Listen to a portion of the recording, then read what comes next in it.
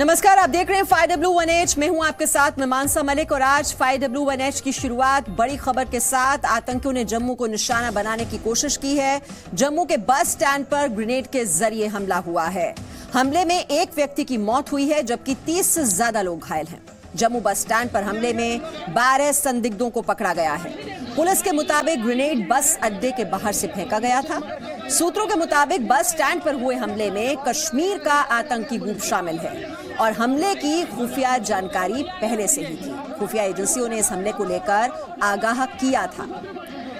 ये बहुत ही व्यस्त और इलाका है जम्मू के बीचों बीच ये बस स्टैंड, और वहां पर ये ग्रेनेड से हमला। 12 संदिग्ध हिरासत में लिए गए हैं जिनसे लगातार पूछताछ जारी है। अभी तक किसी आतंकी संगठन ने इस हमले की जिम्मेदारी नहीं ली है, लेकिन यहां स्ट्रैटेजी जरूर समझ में आ रही है कि आतंकियों का सफाया किया जा रहा है घाटी में, और उसी की ये बौखलाहट कि अब जम्मू को टारगेट करना शुरू कर दिया गया है। जम्मू में बस स्टैंड पर ग्रेनेड से हमला हुआ जिसमें कई लोग घायल हो गए, कुछ की हालत गंभीर है। जम्मू के बस स्टैंड पर राज्य परिवहन की बस पर ग्रेनेड फेंका गया। आज दोपहर बस स्टैंड से बाहर निकलती बस को निशाना बनाया गया। हमलावरों को पकड़ने के लिए सुरक्षा बलों ने इलाके की घेराबंदी की, जांच शुरू की। ग्रेनेड हमले के बाद पुलिस ने कई संदिग्धों को हिरासत में लिया है और पूछताछ कर रही है। जम्मू में हुए ग्रेनेड हमले का शक कश्मीर में सक्रिय आतंकी संगठनों पर है। पुलवामा हमले के 21 दिन के बाद जम्मू में एक बार फिर से आतंकियों ने एक बड़े हमले को अंजाम देने की कोशिश की है। जम्मू के बस स्टैंड पर किए गए इस हमले में 28 लोग घायल हो गए। जी न्यूज के पास इस हमले के तुरंत बाद की एक्सक्लूसिव वीडियो है। ये जो है ये सीन ऑफ इंसिडेंट है। यहाँ पे जो है धमाका हुआ, यहाँ पे जो है वो 2 बसेस लगी थी जिनके नीचे कहा जा रहा है कि ग्रेनेड जो है वो फेंका गया, और उसके बाद जो है धमाका हुआ। और ये वो जूस की दुकान है जिसके सामने ये बसेस लगी थी। देख सकते हैं यहाँ पे किस तरीके से ये ब्लड स्टेन यहाँ पे पड़े हुए हैं। इस हमले में घायल लोगों को अस्पताल में भर्ती कराया गया है। अचानक से एक ब्लास्ट हो गया, 12 बजे के करीब ये ब्लास्ट हुआ। तो जब हम नज़दीक जाके देखा तो वहाँ पे टायर वगैरह कुछ फटा नहीं था। तो नीचे से गाड़ी के नीचे से झुक के देखा तो साथ में 3-4 बंदे नीचे पड़े हुए थे। उससे 3-4 लोग जो हैं क्रिटिकल इंजर्ड हुए हैं, जिनको जीएमसी जम्मू में रेफर कर दिया गया है। और बाकी लोग भी कुछ सुनने में आ रहा है, हमें देखा भी है, 4-5 लोगों को देखा भी, वहाँ जाके हमने उठाया भी। इस हमले के बाद खुफिया एजेंसियां अलर्ट पर हैं। जांच एजेंसियों ने मामले की जांच शुरू कर दी है। जांच एजेंसियों के मुताबिक हमले में कश्मीर में मौजूद आतंकी संगठन का हाथ होने का अनुमान है। आतंकियों पर जिस प्रकार का दबाव पड़ा है पिछले कुछ समय से, मोदी सरकार ने जिस प्रकार की निर्णायक कार्रवाई प्रारंभ की है, सीमा के भीतर सीमा के पार भी आतंकियों पर भी, आतंकी शिविरों पर भी, जो हम सब जानते हैं, उससे हताश हुए हैं। सर्वोच्च स्तर की चौकसी बरती जाए, सचेत रहने की। आगे इस प्रकार की घटनाएं ना हों, क्योंकि बहुत से लोग ऐसे हैं जो हालात खराब करने की कोशिश करते हैं। पाकिस्तान भी तिलमिलाया हुआ है और मिलिटेंट्स में फ्रस्ट्रेशन है, और मिलिटेंट के जो नेता, हुर्रियत के नेता, उन पर भी एक्शन किया गया है।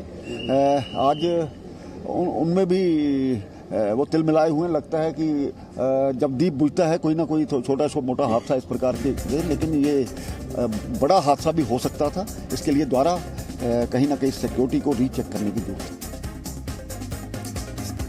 पीएम मोदी लगातार ये कहते रहे हैं कि उनकी लड़ाई कश्मीर के लिए है, कश्मीरियों के खिलाफ नहीं है। लेकिन पीएम के इस संदेश का असर बीजेपी शासित राज्यों में नहीं पड़ रहा है। लखनऊ में भगवा कुर्ता पहने कुछ लोगों ने बेकसूर कश्मीरियों की केवल इसलिए बेरहमी से पिटाई कर दी क्योंकि उनका घर कश्मीर में। पुलवामा की घटना के बाद कश्मीरियों पर रुक नहीं रहे हमले। लखनऊ में कश्मीरियों को पीटा। लखनऊ के डालीगंज इलाके में मेवा बेचने वाले 3 कश्मीरियों के साथ मारपीट की गई।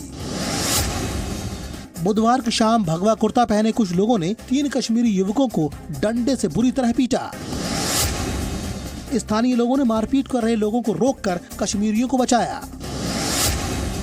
उमर अब्दुल्ला ने हमले की निंदा की। गृह मंत्री राजनाथ सिंह से कार्रवाई की मांग की।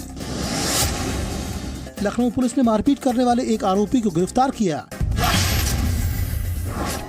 कश्मीर के कुलगाम के रहने वाले अफजल नाइक सीजन के दौरान लखनऊ में मेवा बेचने आते हैं। बुधवार शाम विश्व हिंदू ट्रस्ट से जुड़े कुछ लोगों ने अफजल और उनके साथियों को देश विरोधी बताते हुए हमला बोल दिया। उन लोगों ने इन्हें डंडे से पीटा। मारपीट का वीडियो वायरल होने के बाद पुलिस ने कार्रवाई शुरू की और एक आरोपी बजरंग को गिरफ्तार कर लिया। बाकी आरोपी फिलहाल पुलिस की पहुंच से दूर हैं। आतंकवादी है, यहाँ बेचता है, वहाँ पत्थर फेंकते हैं, इसलिए कुछ तो बस इतना ही बताया, मारपीट करने लगा था। ये है सर हमारा, यही देखा है। और हमारे से देखो आधार कार्ड दे दो, तुम्हारे पास है नहीं। हमने दिखाए थे, हमने आधार कार्ड बताइए तुम्हारा डुप्लीकेट, तो हम 8 दिन वाला है हमारे पास। तो वो लोग आया, उन लोगों ने हमें बचा लिया। जब तो पुलिस को फ़ोन किया, पुलिस आ गया। हमने इनसे अनुरोध किया है कि जहाँ जहाँ भी आप अपना व्यवसाय चला रहे थे लखनऊ में, आप वहीं पर अपना व्यवसाय कीजिए और हम ये सुनिश्चित करेंगे कि किसी प्रकार से कोई बाधा आपके धंधे में नहीं आएगी। और हमारे अनुरोध पर ये सहमत हुए हैं। इन्होंने कहा है कि हम वहीं पर जहाँ अपने ठेरी लगा रहे थे या अपना जो भी और भी लोग जो कश्मीरी भाई यहाँ हैं वो जहाँ भी अपना व्यवसाय कर रहे हैं वहाँ पे करें। और पुलिस पूरी प्रकार से इनकी सुरक्षा के लिए प्रतिबद्ध है और हम लोग सुनिश्चित करेंगे कि किसी प्रकार से कोई अवरोध नहीं। इस घटना की राजनीतिक दलों ने निंदा की है। सरापा एहतिजाज है कि ये सरकार की जिम्मेवारी है कि जो लोग वहाँ पे बाहर से आए हुए हैं और ख़ासकर कश्मीरी लोग वहाँ पर कारोबार या बाकी जो भी किसी सिलसिले में यहाँ पे तलबा जो तालीम परस्यू कर रहे हैं उनकी हिफाजत करना सरकार का फ़र्ज़ है। अदरवाइज़ ये लगता है जो मोदी साहब कह रहे हैं कि हम कश्मीरियों को चाहते हैं, हमें उनके साथ लगावे, ये सारा गलत लग रहा है और इसके नताइज बहुत ही संगीन होंगे। ये बहुत ही अलमिया है कि जो हिंदुस्तान कश्मीरी मुसलमानों को और ओवरऑल मुसलमानों को जो ये तासुर एक किस्म का दे रहा है कि आप यहाँ हमारे यहाँ हिंदुस्तान में महफूज नहीं है। वो लोग जो एक निर्दोष कश्मीरियों पर प्रहार करते हैं, क्योंकि हमारी लड़ाई आतंकवाद से है, हमारी लड़ाई कश्मीरी हमारे जो नागरिक हैं उनसे तो है नहीं। और इस तरह के प्रहार से आप एक पूरी कौम को, कश्मीरियों को आप देश की मुख्य धारा से अलग कर रहे हैं। ये देशद्रोही काम है।